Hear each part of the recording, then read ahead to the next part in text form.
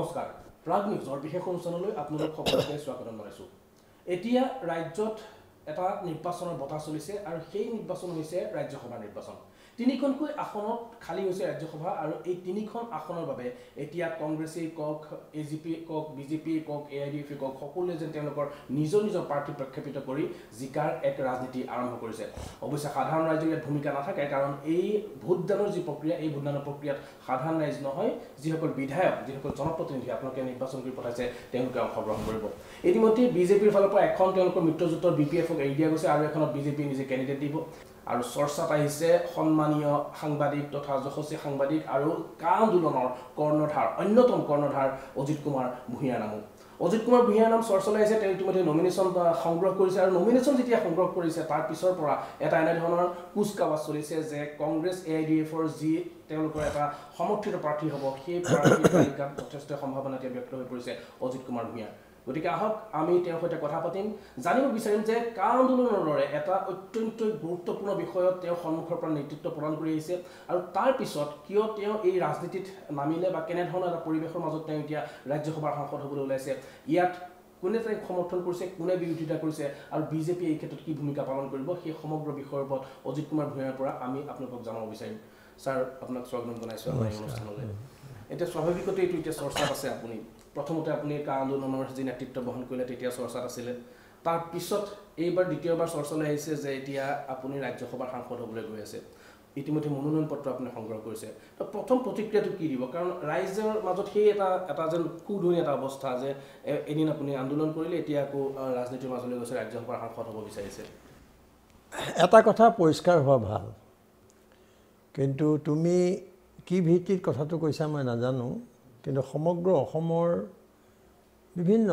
সমাজ সচেতন গণতান্ত্ৰিক মহলৰ বুদ্ধিজীৱী মহলৰ আনকি মই সুদীৰ্ঘ দিনৰ যিবোৰ জাতীয় সংগ্ৰামত জড়িত হৈ আছোঁ সেই গোটেই মানুহবিলাকে কিন্তু এটা সন্তোষ প্ৰকাশ কৰিছে আৰু যিসকলে মোক জানে তেওঁলোকে এটা কথাই বাৰে বাৰে কৈ আছে যে আপুনি এবাৰ না নকৰিব অৰ্থাৎ আপুনি অস্বীকাৰ নকৰিব আৰু এটা কথা পৰিষ্কাৰ হোৱা ভাল সেইটো হ'ল যে প্ৰশ্নটো তুমি কৈছা যে আন্দোলনৰ পৰা আপুনি ৰাজনীতিলৈ আহিলে সেই কথাটো ভুল মানে মই এইকাৰণেই এই কথাটোত গুৰুত্ব আৰোপ কৰিছোঁ ৰাজ্যসভা এইবাৰ নিৰ্বাচনত যে বিৰোধী পক্ষৰ এগৰাকী সৰ্বসন্মত উমৈহতীয়া প্ৰাৰ্থী আৰু মই কোনো দলৰ নহয় মই এজন নিৰ্দলীয় প্ৰাৰ্থী আৰু তাত বিৰোধী পক্ষই সমৰ্থন দিবলৈ সিদ্ধান্ত গ্ৰহণ কৰিছে আৰু মোৰ নামটো চৰ্চা হৈছে সেই পটভূমিত তো স্বাভাৱিকতে মই এইটো কথা স্পষ্ট কৰি দিব খুজিছোঁ যে আন্দোলনৰে এটা অংশ তাৰমানে যিটো আন্দোলন কা বিৰোধী আন্দোলন চলি আছে সেই আন্দোলনটোৰে এটা অংশ সংসদৰ মজিয়ালৈ সোমাই যাবৰ এটা প্ৰক্ৰিয়া সোমোৱাই নিয়াৰ প্ৰক্ৰিয়া সেই কথাটো তেতিয়াহ'লে গোটেই কথাটো পৰিষ্কাৰ হয় আৰু গোটেই আন্দোলনৰ সিদ্ধান্ত যিটো হিন্দু বাংলাদেশী সিদ্ধান্ত এই গোটেই সিদ্ধান্তটো অসমীয়া জাতিৰ বিৰুদ্ধে যিটো ষড়যন্ত্ৰ হৈছে এইটো গোটেই কথাটো ৰাজনৈতিক সিদ্ধান্ত নহয় জানো তো মই বিভিন্ন সময়ত কৈ আহিছোঁ যে ইয়াৰ বিৰুদ্ধে আমি এটা ৰাজনৈতিক সংগ্ৰামেই কৰিব লাগিব গতিকে আন্দোলনটো ৰাজনৈতিক নহয় কাৰণ আজিৰ ভাৰতবৰ্ষত বা আমাৰ ৰাজ্যখনত যিটো পৰিস্থিতি বিৰাজ কৰিছে যি আৰু গোটেই দেশতে গণতন্ত্ৰৰ ওপৰলৈ যি ধৰণে আক্ৰমণ নামি আহিছে ধৰ্মনিৰপেক্ষতাৰ ওপৰলৈ যি ধৰণে আক্ৰমণ নামি আহিছে সংবিধানৰ ওপৰলৈ যি ধৰণে আক্ৰমণ নামি আহিছে আৰু এই ধৰণৰ আইন এখন আনি যি পৰিস্থিতিৰ ভাষা মানে ধৰ্মৰ ভিত্তিত নাগৰিকত্ব এটা ভয়ংকৰ পৰিস্থিতি এইটো সকলোৱে জানিছে বুজি উঠিছে তো এই পটভূমিত মই ভাবোঁ যে আমাৰ আন্দোলনটো সবল কৰি তুলিবৰ কাৰণে শক্তিশালী কৰিবৰ কাৰণে এক ঐক্যবদ্ধ আন্দোলনৰ প্ৰয়োজন আছে এই ঐক্যবদ্ধ আন্দোলন আৰু শক্তিশালী কৰাৰ স্বাৰ্থত বিৰোধী পক্ষই যদি আজি উপলব্ধি কৰিছে যে বিৰোধী ঐক্যৰ প্ৰয়োজন হৈছে তেতিয়াহ'লে এইটো এটা খুব শুভ লক্ষণ আৰু সেইকাৰণে মই ইয়াৰ প্ৰতি সঁহাৰি জনাইছোঁ আৰু আন্দোলনৰ মানে এক্সটেনশ্যন ঠিক কথাটো তেনেকুৱা তাৰমানে এক্সটেনশ্যন এটা সেইকাৰণে মই তাত জড়িত হ'ব খুজিছোঁ মানে এটা সংঘবদ্ধ আন্দোলনৰ যিটো এটা উদ্দেশ্য সেইটোক আপুনি ৰাজনৈতিকভাৱে ৰাজনৈতিক মঞ্চখনত উপস্থাপন কৰাৰ কাৰণে ৰাজ্যসভাৰ সাংসদ হ'ব বিচাৰিছে কাৰণ ৰাজনীতিৰ দ্বাৰা সকলো সমস্যা সম্ভৱ সেইটো আছেই ৰাজ্যসভাৰ সীমাবদ্ধতা আছে কিন্তু মই ভাবোঁ যে এটা আজিৰ তাৰিখত এটা বাৰ্তা যাব লাগে, শাসক গোষ্ঠীলৈ এটা বাৰ্তা যাব লাগে, সমগ্ৰ দেশলৈ বাৰ্তা যাব লাগে যে এই ষড়যন্ত্ৰৰ বিৰুদ্ধে বিৰোধী পক্ষ একগোট হৈছে আৰু তেওঁলোকে নিজৰ দলীয় প্ৰাৰ্থী নিদি ঐক্যৰ স্বাৰ্থত তেওঁলোকে এগৰাকী বাহিৰৰ বিৰোধী ব্যক্তিক মই হওক বা যোনেই হওক, কিন্তু তেওঁলোকে প্ৰথম অগ্ৰাধিকাৰ দিছে কিন্তু বিৰোধিতাৰ ক্ষেত্ৰত কোনে আগভাগ লৈছে।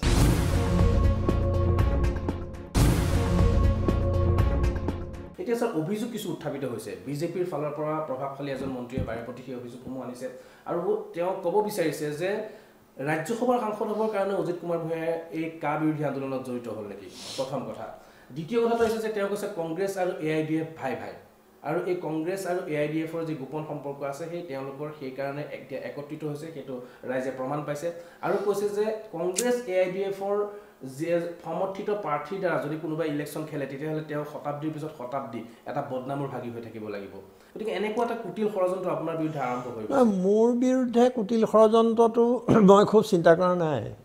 কাৰণ মোৰ বিৰুদ্ধে এইটো নতুন কথা নহয়। যেতিয়াই চৰকাৰী বিৰোধী আন্দোলনত কোনোবা জড়িত হয় আৰু যদি ৰাইজৰ মাজত তাৰ প্ৰভাৱ পৰে, তেওঁৰ ভূমিকাই প্ৰভাৱিত কৰে ৰাইজক, তেতিয়া চৰকাৰে এনে নানা ধৰণৰ প্ৰচাৰ বা চৰকাৰপন্থী যিবোৰ মানুহ আছে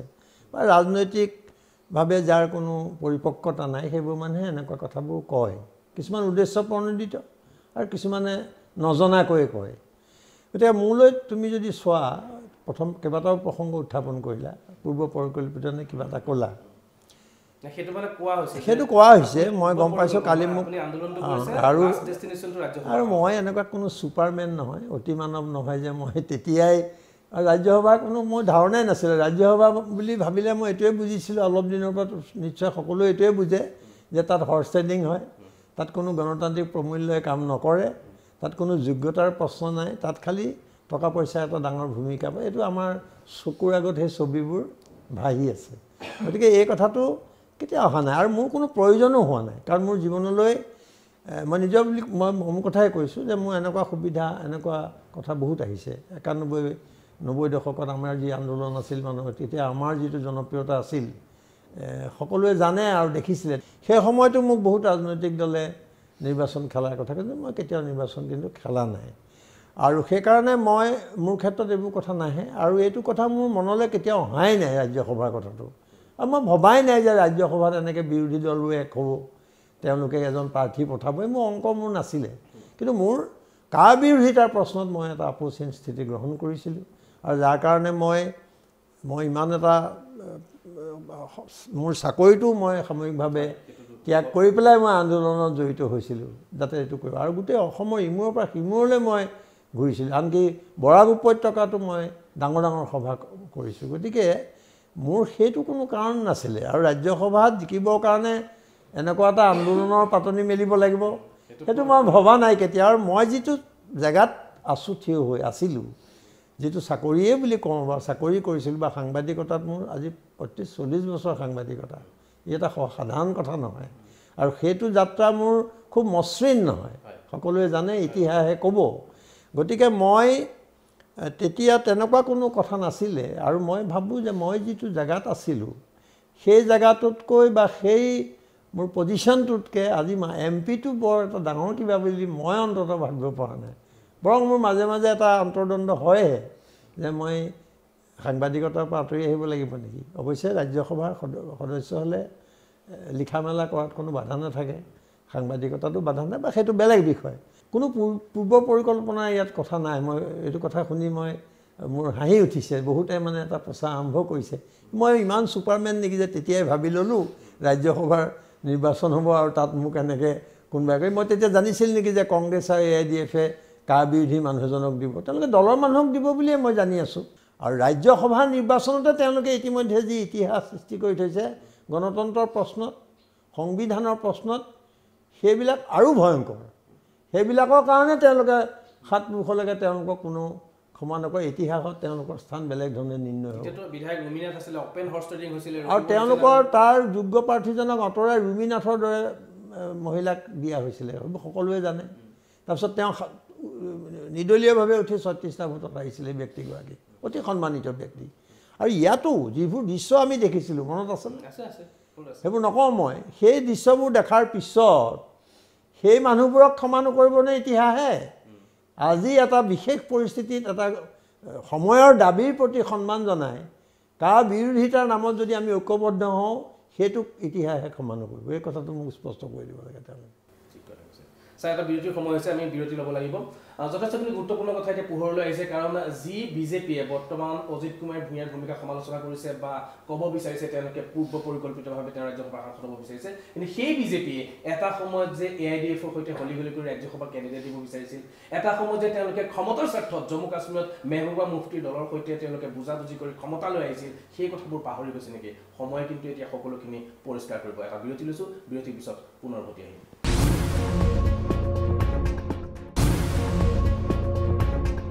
বিৰতিৰ পিছত স্বাগতম জনাইছোঁ আপোনালোকে চাই আছে আমাৰ এই বিশেষ অনুষ্ঠান আমি কথা পাতি আছোঁ যশস্বী সাংবাদিক তথা কা আন্দোলনৰ কৰ্ণধাৰ নেতৃত্বত তেওঁ যথেষ্ট গুৰুত্বপূৰ্ণ ভূমিকা পালন কৰি আছে অজিত কুমাৰ ভূঞাৰ সৈতে আৰু তেওঁৰ পৰা জানিব বিচাৰিছোঁ যে ৰাজ্যসভাৰ যি এতিয়া নিৰ্বাচন হ'বলৈ গৈ আছে তাৰ পৰিপ্ৰেক্ষিতত যিবোৰ ঘটনাক্ৰম এতিয়া চৰ্চালৈ আহিছে তাত তেওঁ কেনেকুৱা ধৰণৰ কি প্ৰতিক্ৰিয়া প্ৰকাশ কৰিছে ছাৰ এইবাৰ জানিব বিচাৰিম যে আপুনি কেণ্ডিডেট হ'ল মানি লৈছোঁ মই এতিয়াও অফিচিয়েলি এনাউন্সমেণ্ট অহা নাই তথাপিও মানি লৈছোঁ আপুনি যি বিৰোধীৰ ঐক্য এজন মুঠতে মোৰ কথা হৈছে যে কা বিৰোধী মানে এটা সবল স্থিতি থকা এগৰাকী ব্যক্তিয়ে এইটো পাব লাগে ছাৰ আমি অনুষ্ঠানৰ শেষৰ অংশলৈ আহিছোঁ এতিয়া এনেকুৱা এটা কণ্ডিশ্যন আহিছে ইয়াৰ আগতেও হাইদৰ হুছেইনক প্ৰাৰ্থিত্ব দিয়া গৈছিলে বিৰোধী পক্ষৰ ফালৰ পৰা কিন্তু তেওঁ পৰাস্ত হৈছিলে অৱশ্যে তেতিয়াৰ যিটো সংখ্যা আছিল বিধায়কৰ যিটো অংক আছিলে ৰাজ্যসভাৰ নিৰ্বাচনৰ যিটো অংক আছিল এইবাৰ অংক সম্পূৰ্ণ পৃথক আৰু সেইকাৰণে তৃতীয়জন কেণ্ডিডেট বিৰোধীৰ ফালৰ পৰা বিৰোধী ঐক্য মঞ্চৰ ফালৰ পৰা জয়ী হৈ অহাৰ ইয়াত সম্ভাৱনা যথেষ্ট আছে 100% আছে কিন্তু এতিয়াও বিজেপিয়ে টাৰ্গেট কৰিছে এই তৃতীয়খন আসনত গতিকে এনেকুৱাও হ'ব পাৰে নেকি যে তৃতীয় এজন প্ৰাৰ্থী বিজেপিয়ে তাত প্ৰদান কৰিব অলৰেডি BPF প্লাছ বিজেপি দুখন হৈ আছে এতিয়া তৃতীয়খন আসনতো তেওঁলোকে নিজৰ পচন্দৰ প্ৰাৰ্থী প্ৰক্ষেপ কৰি পেলাই হৰ্চ ট্ৰেডিঙৰ জৰিয়তে আপোনাক যদি হৰুৱাৰ বা যিগৰাকী প্ৰাৰ্থী হ'ব তেওঁ হৰুৱাৰ এটা ষড়যন্ত্ৰ এটা পৰিকল্পনা এটা কুটিল ৰাজনীতি গোন্ধ পাইছে তুমি নিজে কৈছা কথাটো সঠিকভাৱেই যে তেওঁলোকে এনেকুৱা ধৰণৰ কথা চিন্তা চৰ্চা কৰিছে নে বা কৰিব এনেকুৱা হ'ব পাৰে কাৰণ এই কথাটো কেলে আহে আগৰ অভিজ্ঞতাৰ ভিত্তিত মানুহৰ মনলৈ এই কথাটো আহে মোকো বহুজনে এই কথাটো কৈছে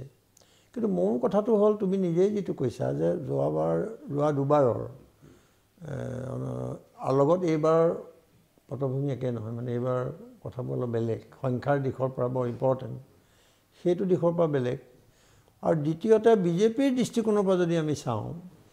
তেতিয়াহ'লে তেওঁলোকে ৰাজ্যসভাত খুব প্ৰাৰ্থীৰ ইমান প্ৰয়োজন এতিয়া নাই এটা কথা ওলাইছে যে অজিত ভূঞাৰ টকা পইচা নাই অন্য প্ৰাৰ্থী লাগে আমাক যি টকা পইচা দিব পাৰে টকা পইচা দিব পাৰে কোনোবাই যদি টকা পইচাৰ শেষ কথা বুলি ভাবিছে তাত মোৰ ক'বলৈ একো নাই সেইটো হ'ব পাৰে কিন্তু দলবোৰে এটা উপলব্ধি কৰা যেন লাগিছে যে তেওঁলোকৰ ৰাইজে তেওঁলোকৰ চৰিত্ৰ বুজি উঠিছে ৰাইজ আজিকালি সজাগ আৰু সচেতন সেইকাৰণে যিসকল নেতাই নেতৃত্বত যিসকল আছে তেওঁলোকে এই বিষয়ে খুব সজাগ আৰু সচেতন বুলি মই গম পাইছোঁ আৰু বিজেপিয়ে যদি প্ৰাৰ্থী এজন দিয়ে তেতিয়াহ'লে বহুত টকাৰ প্ৰয়োজন হ'ব হয় তেওঁলোকৰ টকাৰ অভাৱ নাই কিন্তু তেওঁলোকে অপ্ৰয়োজনীয়ভাৱে সেই টকাবোৰ খৰচ কৰাৰ এতিয়া তেওঁলোকৰ হেৰি আছেনে নাই মানসিকতা আছে নাই এক